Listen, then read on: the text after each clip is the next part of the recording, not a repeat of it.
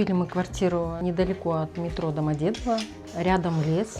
Квартира очень большая, Сколько 62 квадрата. Получается двухкомнатная полноценная, но там очень большая кухня. С ремонтом, без ремонта? Нет, мы взяли с whitebox'ом, но это получается уже чистовой вариант. Причесала.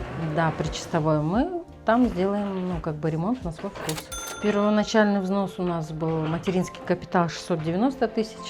Ну, на расходы там страховка и все такое, но ушло около 120-118 тысяч. То есть с кармана ушло Да. где-то 120 120 тысяч, Все да. остальное материнского Да. капитала, да? Ключи, даст Бог, получим в конце мая по сделке, ну, по договору, и в начале июня, летом, значит. То есть летом 26 26 года, да.